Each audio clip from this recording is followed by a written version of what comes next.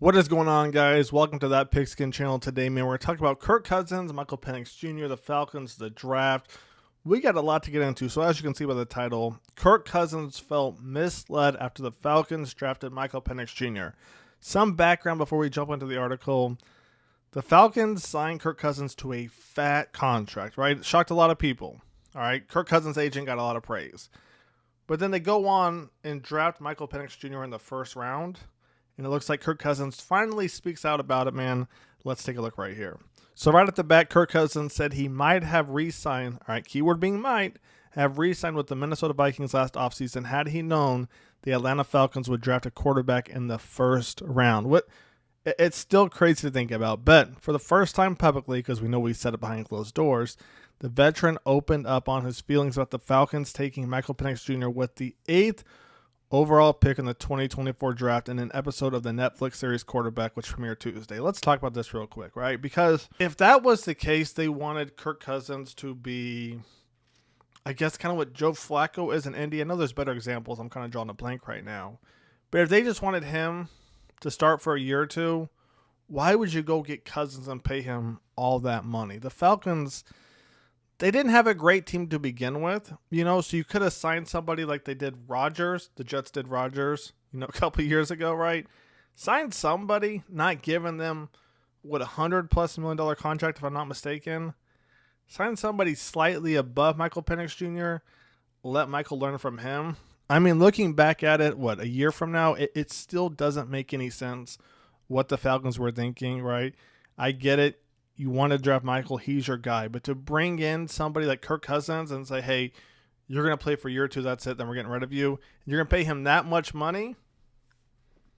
I don't know, man. Let's take a look. Maybe it'll make more sense right here. So as we keep this thing going, all right, Cousins said he felt a little bit misled when the Falcons took Michael that high, right? The Falcons had signed Cousins to a contract worth at least $100 million guaranteed just a few weeks earlier. We got to talk about this. So it was a $100 million contract, but what I want to look at right here is sign Cousins to a contract worth at least $100 million, all right, guaranteed. All right, so who were they competing with that they felt like they had to up the ante to $100 million guaranteed? And the reason I ask that is if Michael Penix is your guy, right? If he's your guy at the number 8 overall pick, I think that's what it was. If he's your guy, why did the Falcons give Kirk $100 million guaranteed? Y'all gotta make this make sense, man. Let's keep it going, though. So let's go back to this real quick. All right, they signed Cousins to $100 million guaranteed just a few weeks earlier, tabbing him as their quarterback for 2024 and beyond. Atlanta then stunned the NFL and Cousins by drafting Penix because the franchise believed in him as a future franchise quarterback. I don't know what other organization paid a quarterback like he's going to be the franchise, then go out and draft who you think is going to be your future franchise. Ooh, man. All right. Cousins said he was aware the Falcons might draft a quarterback, but definitely not that high. And I get that, right? Cousins is a little bit up there in age. He knew somebody was going to be behind him eventually. To take Penix? Oh, man. Goes on to say he wasn't informed about the Penix until a phone call by the offensive coordinator, Zach Robinson, while Atlanta was on the clock. What's actually crazy, and I feel bad for Zach Robinson right here, because it wasn't Zach Robinson's call. There was probably at least 3 people above him, right, as far as power, and like, Zach, you got to make that call. Not the owner, not the head coach, not the GM, assistant, no. The offensive coordinator has... Man, oh man, this thing keeps getting interesting. So Cousins goes, certainly if I had the information around free agency, it certainly would have affected my decision, Cousins said on the first episode of the season. I had no reason to leave Minnesota with how much we loved it there. If both teams are going to be drafting a quarterback high, but I've also learned in 12 years in this league that you're not entitled to anything. It's all about being able to earn your spot and prove yourself. Now, to a point, he's right. Right, I get that, right? It's the next man up mentality, right? But when a team pays you $100 million guaranteed, you're kind of thinking you don't have to watch your back for a little bit, right? And I think QB school guy, he said it best, where starting quarterbacks in the NFL, they like to sign essentially their friends as backup. That way they don't have to consistently look over the back. I think Cousins thought he was going to get that same treatment a little bit, right? He just didn't expect a first-round, 8th overall pick to be sitting right behind him. So when that happens, I get it. Cousins is going to have to play well. But I don't think Cousins expected to have to basically watch his back from day one, right? It's an interesting dynamic right there what the Falcons did. I get it, next man up, right? You want to see who's better, right? Play the better guy. But you just signed him to $100 million. $100 million is one thing.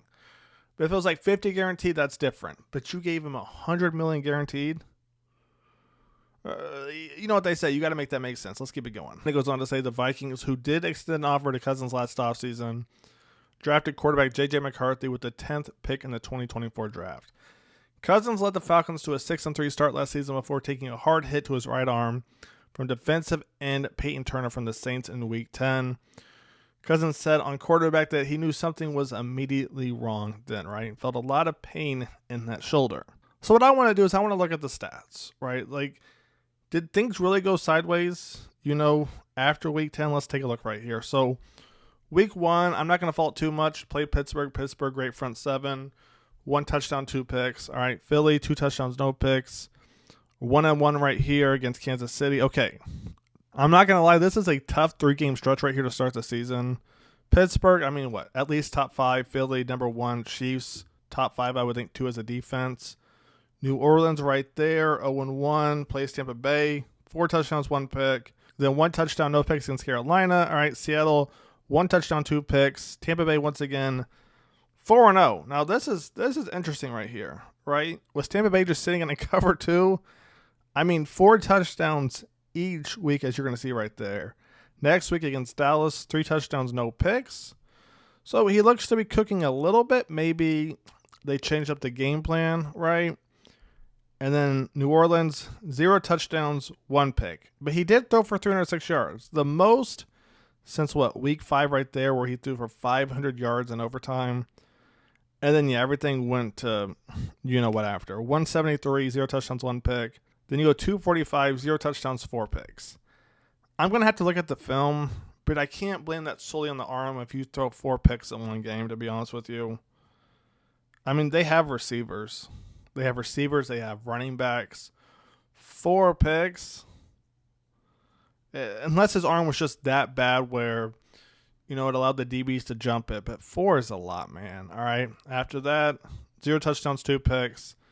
And then the Rams, 1 touchdown, 1 pick, 112 yards passing. Because if you look right here, before Week 8, right, so Week 1 through Week 7, only 2 games with at least 2 touchdowns, only 1 game with more than 2 touchdowns, right? The Falcons have weapons. They have weapons, but I don't know if it was the hit, the game planning, the offense, man. I don't know what was going on. Now, I'm sure the hit played a factor a little bit, but this looks rough. So let's keep it going real quick. So as we keep this thing going, the Falcons season took a sharp downward turn beginning with that game. Atlanta lost 4 straight with Cousins throwing 8 interceptions and no touchdown passes during that stretch, the worst of his 13-year career, right? Cousins said at minicamp last month that he realized after the season ended that he had been more injured than initially thought. At the time, he said it felt like just more pain that he had to work through, like so many bumps and bruises in the past. Cousins appeared on the Falcons injury report only once after the hit in Week 11. After that game, a loss at the Denver Broncos. Cousins claimed he was 100%. However, on quarterback, Cousins admitted he didn't want to sit and rest the arm, giving way to Penix because he wasn't sure if he'd get the job back. And that's essentially what the rest of this article is going to say, and this is where things get interesting, right? So what's interesting is this right here, because it sounds like the Falcons front office told Cousins that there's a chance Penix might start if you don't play great. If that's the case, why did you give this man $100 million guaranteed?